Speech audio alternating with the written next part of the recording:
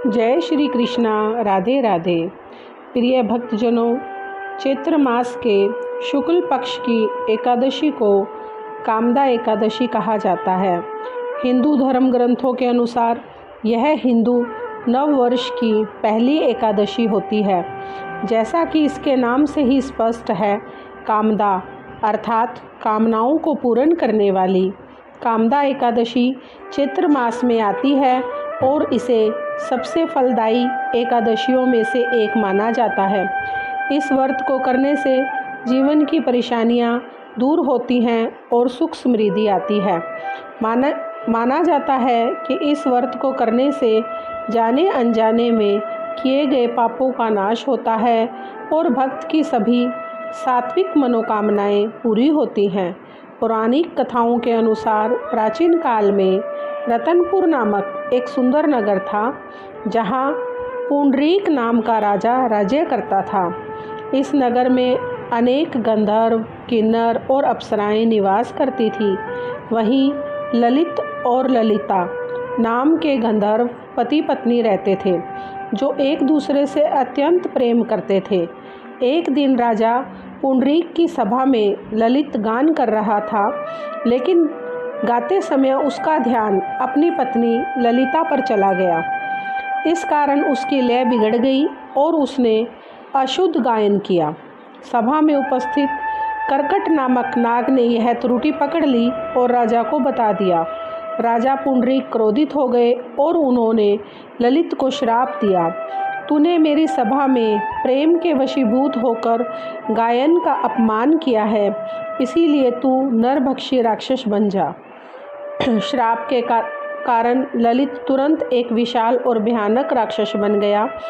अपने पति की यह दशा देखकर ललिता अत्यंत दुखी हुई। वह उसे ठीक करने के लिए विंध्याचल पर्वत पर स्थित श्रृंगी ऋषि के आश्रम में गई। ललिता ने ऋषि जी को अपनी पूरी व्यथा सुनाई। ऋषि ने दया भाव से कहा, पुत्री, चैत्र शुक्ल पक्ष की कामदा एकादशी आने वाली है। तुम इस व्रत को विधि विधान से करो और इसका पुण्य फल अपने पति को दान कर दो। इससे वह राक्षस योनि से मुक्त हो जाएगा। ललिता ने ऋषि की आज्ञा अनुसार श्रद्धापूर्वक कामदा एकादशी का व्रत किया और भगवान विष्णु के समक्ष अपने व्रत का फल पति को अर्पित कर दिया। व्रत के प्रभाव से ललित तुरंत राक्षस योनि से मुक्त होकर अपने पुराने दिव्य गंधर्व रूप में आ गया।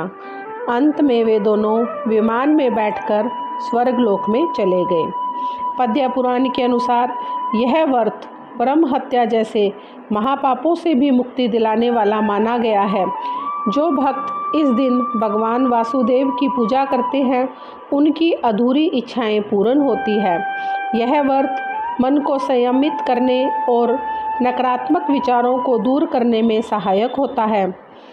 सुबह जल्दी उठकर स्नान करें और स्वच्छ पीले वस्त्र धारण करें। भगवान विष्णु की प्रतिमा को सामने रखकर उनके सामने व्रत का संकल्प लें। धूप, दीप, फल और विशेष तुलसी दल से पूजा आरंभ करें। अगले दिन द्वादशी को शुभ मुहूर्त में पारण करें और सामर्थ्य अनुसार दान दें। वर्ष 2026 में कामदा एकादशी का व्रत 29 मार्च रविवार को रखा जाएगा। कामदा एकादशी के दिन भगवान विष्णु के वासुदेव स्वरूप की पूजा की जाती है। प्रातःकाल स्नान के बाद हाथ में जल लेकर व्रत का संकल्प लें कि आप अपनी मनोकामना पूर्ति हेतु यह व्रत पूरी श्रद्धा से करेंगे।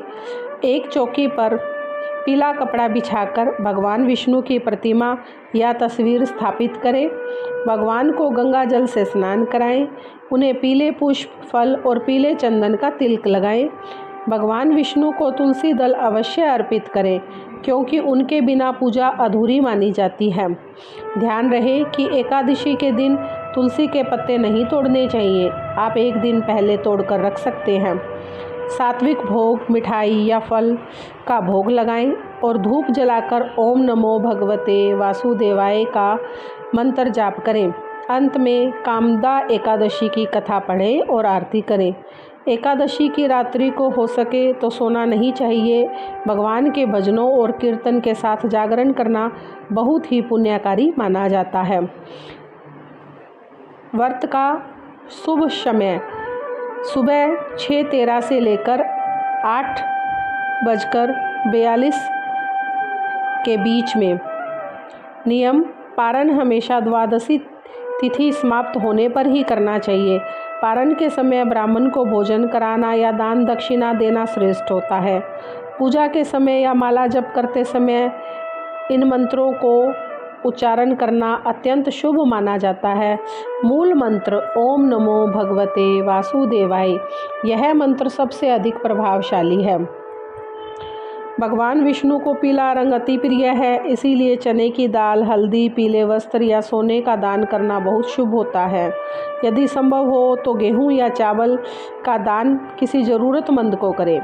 गर्मी की शुरुआत होने के कारण प्याऊ लगवाना या पानी के बर्तन का दान करना उत्तम माना जाता है। मौसम का फल खरबूजा, आम या केले का दान करें।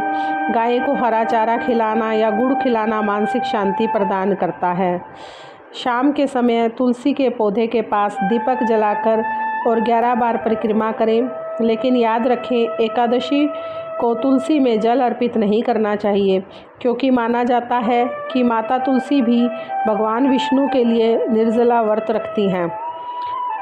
पूजा के अंत में अनजाने में हुई भूलों के लिए भगवान से क्षमा अवश्य मांगे।